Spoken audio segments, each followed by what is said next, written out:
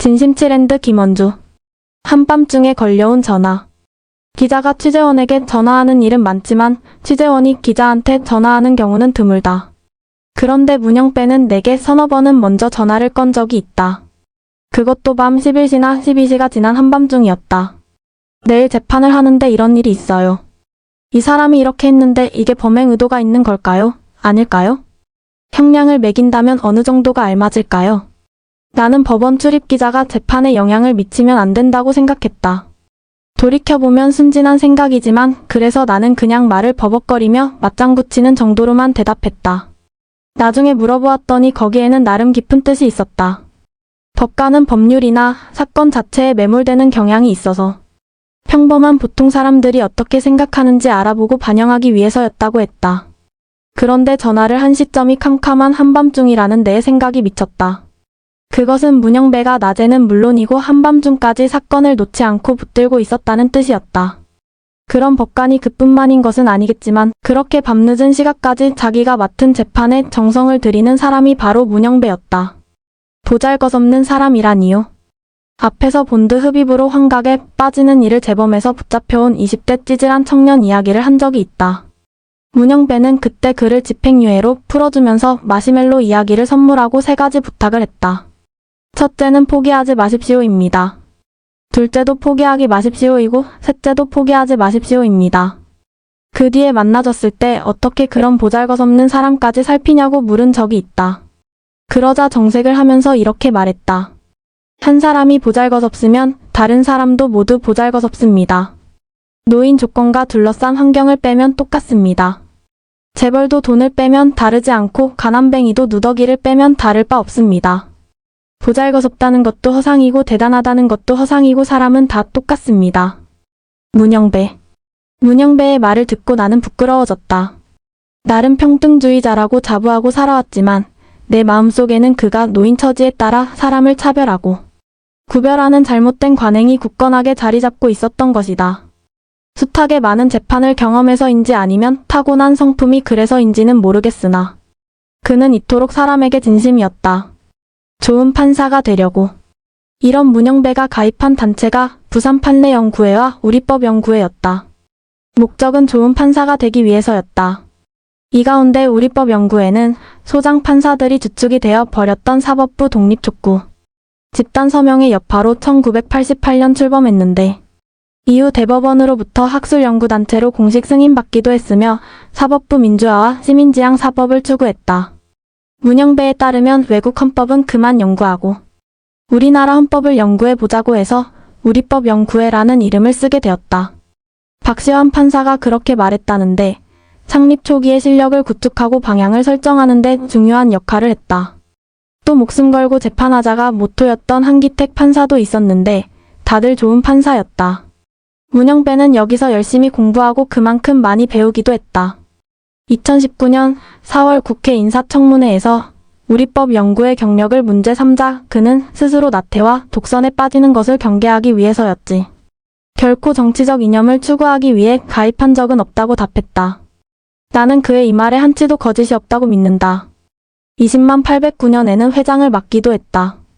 이명박 대통령 초기였는데 정권의 탄압이 드세고 조선일보 등의 모함이 극심한 때였다. 그래서 아무도 회장을 맡으려고 하지 않아서 결국 문영배가 하게 되었다. 그 뒤 우연히 만나져서 왜냐고 물었더니 그는 후배 회원들에게 울타리 구실이라도 해야겠다 싶어서였다. 겸손의 진심. 자신의 직분재판에 진심을 다하고 세상의 근본 사람에 진심을 다하며 또 그렇게 진심을 다하기 위하여 공부에도 진심을 다하는 문영배는 아름다운 사람이었다. 게다가 그는 잘난 사람들에게서 흔히 보이는 거드름도 없었고 심지어 재판정에서조차 교원 영색으로 꾸미지 않고 마주하는 사람에게 한결같이 정성을 다했다. 2019년 4월 인사청문회에서 공직자의 으뜸 덕목은 무엇이라 생각하느냐? 는 질문에 겸손이라 말하는 모습을 보고 나는 맞장구를 쳤다. 본인이 겸손하지 않으면 할 수 없는 대답이었다. 게다가 겸손하게 몸을 낮추면 좋은 점이 하나 더 있다.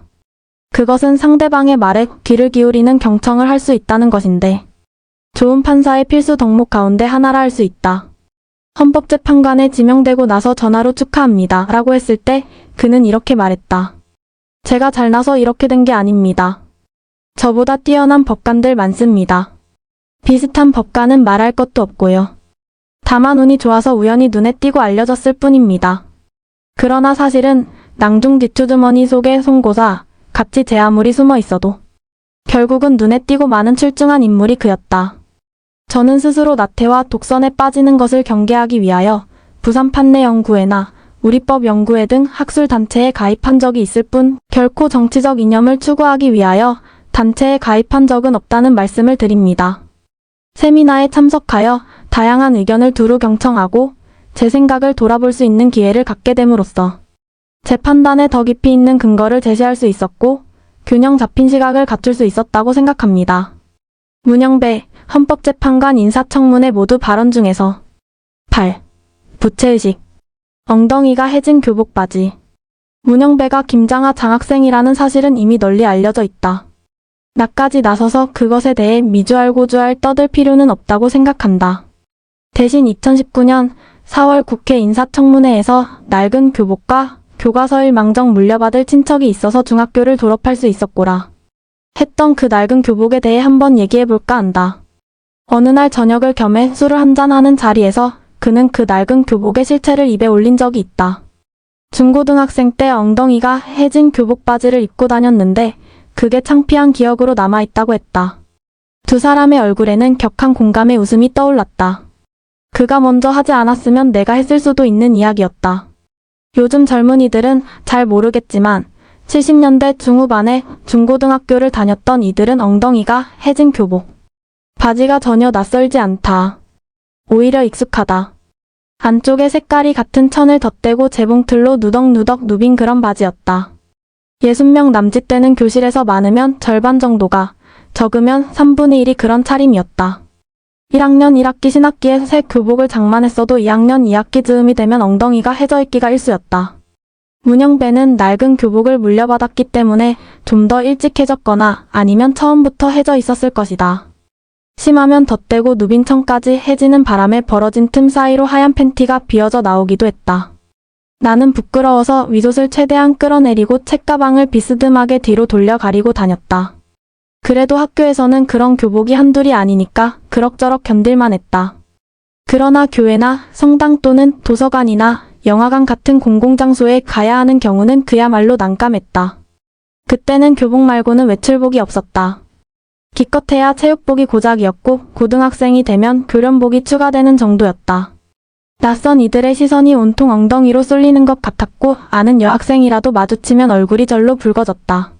서로 더 얘기하지는 않았지만 문영배도 틀림없이 이와 비슷한 상황이었지 싶었다. 받는 것에 익숙지 못한. 그런 그에게 김장하 선생의 장학금은 메마른 가뭄에 쏟아지는 한 줄기 단비와 같았을 것이다. 비록 풍족하지는 못했을지라도 최소한 안정감은 주었을 것이고 그렇게 6년 동안 주어진 장학금을 바탕으로 삼아 열심히 공부한 끝에 상당히 이른 시기인 대학 4학년 때 사법고시에 합격할 수 있었다. 그는 김장하 선생을 찾아가 감사 인사를 올리고 나는 이 사회에 것을 주었으니 내게 갚을 생각은 하지 말고 갚으려거든 사회에 갚아라는 말씀에 감명을 받았다. 그는 이를 한시도 잊지 않았다. 좋은 법관이 되어 좋은 판결을 하는 것이 사회의 진빚을 조금이나마 갚는 길이라 여기고 평생 노력했다. 물론 그가 김장하 선생의 뜻을 좋은 판결로만 실현하려고 했을 것 같지는 않다.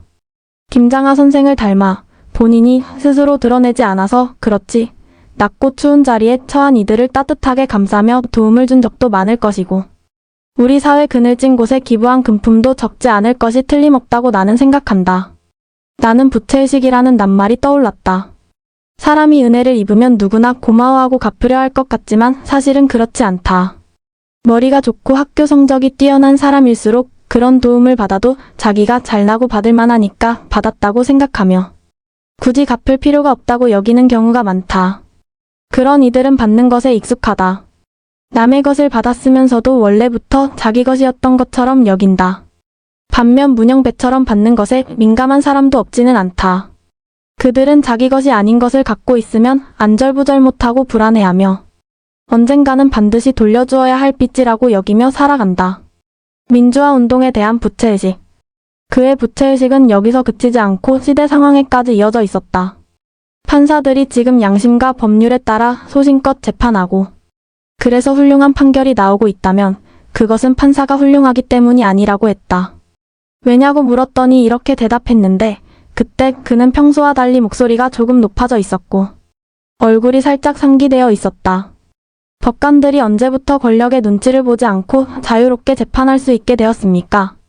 1970년대나 80년대에는 검사가 건네주는 쪽지를 보고 독재 정권 입맛에 맞게 그대로 판결하는 법원이었습니다.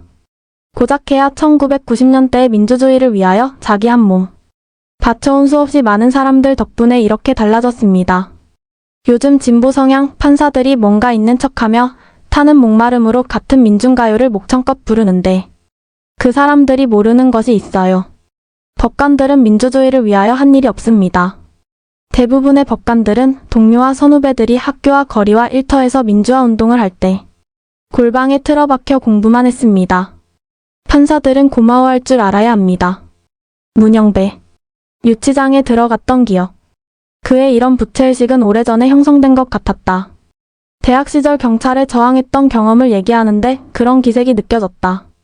도서관에서 잠깐 나왔다가 다시 들어가려니 경찰이 교문에서 불신검문을 했다. 그런데 법전은 불신검문은 불법이라 가르치고 있었다. 앞에 나서서 대모는 못할지언정 뻔히 알면서 불법에 순응할 수는 없다는 생각으로 항의를 했다.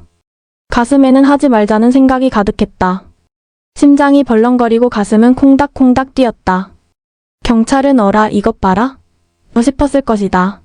그렇게 연행되어 학교 앞 파출소 유치장에 들어갔다가 2시간 뒤 혼방으로 풀려났다. 그는 자신의 이런 저항이 소소하다는 뜻으로 물론 그 시절에 그렇게 잡혀갔다. 풀려난 학생이 수만 명은 되겠지요라고 말했다. 그는 강자에게 강하고 약자에게 부드러운 판결로 유명하다. 어린 시절과 대학 시절에 겪었던 경험들이 여러모로 영향을 끼쳤음이 틀림없다. 그런 경험을 다 알 수는 없지만 뼈저리게 겪은 가난과 고립감을 느꼈던 유치장이 피고인과의 역지사지를 할 수 있게 하는 힘을 길러준 것은 사실이지 싶다. 그는 이처럼 마이너스를 플러스로 바꿔내는 능력자다. 나는 선을 넘었다. 그와 얘기하다 보면 나는 어느새 몸이 편안해지고 마음이 청결해졌다. 때로는 인생이 온통 고양되는 느낌까지 들었다. 그는 세상을 바라보는 반듯한 시선과 사회에 대한 깊이 있는 통찰, 사회 구성원 개개인의 존재 조건과 그 삶의 가치에 대한 이해까지 두루 갖추고 있었다. 그는 취재를 하면 할수록 좋아지는 사람이었다. 나는 선을 넘지 않을 수 없었다. 기자와 취재원은 불가금 불가원이 원칙이다. 가깝지도 멀지도 않은 객관적인 거리 유지가 필요하다는 얘기다. 그렇지만 나는 어느 날 불쑥 우리 친구합시다 했다. 그도 별로 망설이지 않고 그럽시다 까짓거 했다. 그 뒤로 우리는 서로 떨어져 있어도 마음으로 사귀는 20년 지기가 되었다. 문영배 헌법재판소장 권한대행과 이미선 헌법재판관 퇴임식.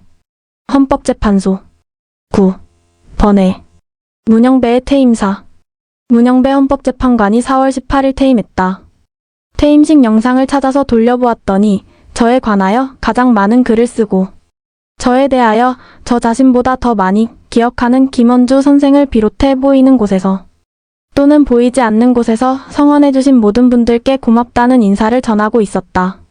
나로서는 지금 이 나라에서 가장 핫하고 주목도 많이 받는 인물이 그것도 공식적인 자리에서 이렇게 호명해주니 무척 고맙고 즐거우며 영광스럽기까지 하다. 덕분에 멀리 카자흐스탄과 캐나다에서까지 카톡이 날아왔고 문영배한테 돌아가야 할 고맙다는 말도 여러 군데에서 덤으로 들었다. 더불어 미디어 오늘은 문영배가 퇴임사에서 언급한 기자라며 기사를 냈다. MBC에서는 라디오와 텔레비전에서 모두 인터뷰 요청이 왔다.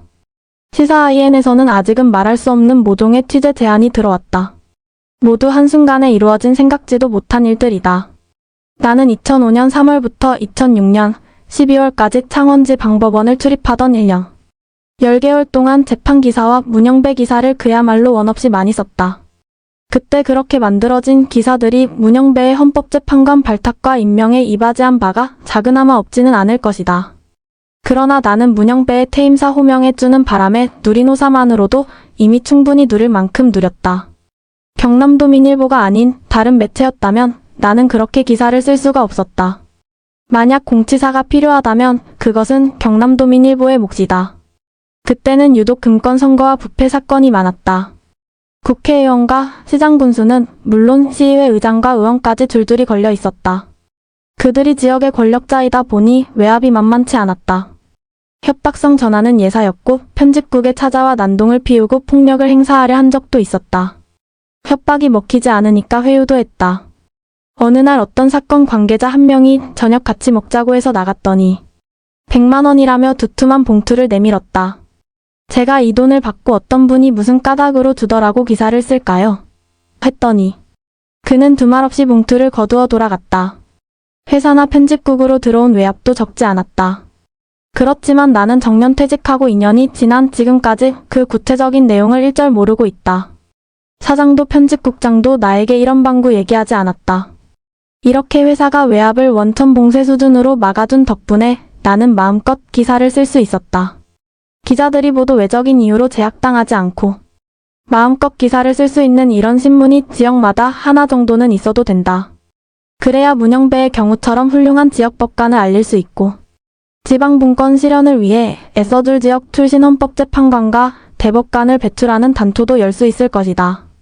문영배에게 밥을 산 사장. 경영진이 민주주의에 대한 신념과 지역에 대한 애정까지 갖추고 있으면 금상첨화다. 문영배는 2005년 8월 김정부 국회의원의 아내 정모 씨가 유권자 매수를 위해 돈을 뿌린 사건을 두고 315의거가 일어난 마산에서 이런 일이 터져 유감이라며 유죄를 선고했다. 허정도경 남도민일보 제5대, 제6대 대표이사, 창원대 건축학과 초빙 교수. 사진은 2015년 당시 모습. 이를 본 경남도민일보 허정도 사장은 참 고마운 일이라며 그를 초청해 함께 점심 먹는 자리를 마련했다. 그때 허 사장은 문 판사에게 이렇게 말했다. 부정선거에 맞선 마산 315의거에 대해 마산 국회의원이 금권선거로 대놓고 먹칠했는데 이번에 315의거와 민주성지 마산의 이름으로 단죄해 주셔서 정말 감사합니다.